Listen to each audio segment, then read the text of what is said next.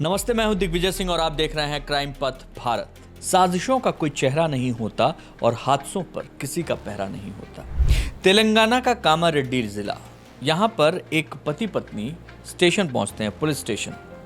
6 मार्च police station पहुंचते ही पत्नी और पति दोनों जो है बिलख बिलख कर रोने लगते हैं। पुलिस में शिकायत दर्ज कराते हैं कि उनकी 3 बेटियां, जिनकी उम्र थी 8 साल, 6 साल और 5 साल, अचानक लापता हो गई हैं। पुलिस सख्ते में आती है।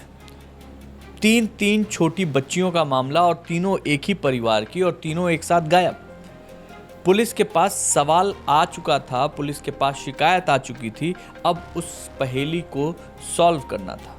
पुलिस ने तुरंत तलाशी शुरू की, स्थानीय लोगों से पूछताछ की, बच्चियों की तस्वीरें सोशल मीडिया पर डाला, मैसेजिंग ऐप्स पर साझा किया और पूरे इलाके को एक तरीके से उसकी घेराबंदी करके जांच करनी शुरू कर दी।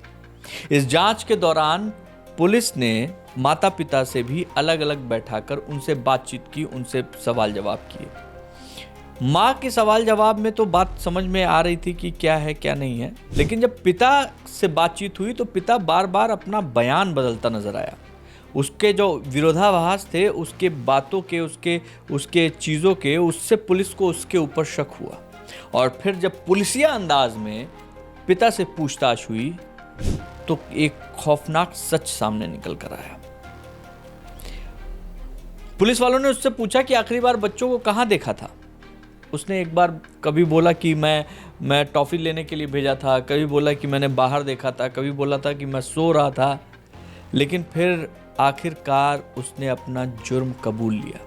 6 मार्च की सुबह तीनों बच्चियों को वो टॉफी के बहाने पास में जो झील है उसके पास लेकर गया और वहां ले जाकर उसने उन बच्चों को उस पानी में ढकेल दिया, तब तक जब तक कि वो खत्म नहीं हो गई। जैसे ही पिता ने इस जुर्म को कबूला, तुरंत पुलिस हरकत में आई, उसे गिरफ्तार किया।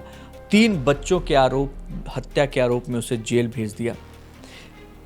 अब इसके पीछे का कारण क्या था? जो आरोपी था वो नशे का आदी था और आर्थिक रूप से बहुत तंग था। उसको बार बार ये परेशानी महसूस होती थी कि 3 बच्चियां हैं, मैं इन बच्चियों का बोझ कैसे उठाऊं, पालन पोषण कैसे करूं। मैं उसको अपने नशे में ये तीनों बेटियां बाधा नजर आ रही थी और उसने इन तीनों बच्चियों के जीवन को ही खत्म करने का निर्णय ले लिया था।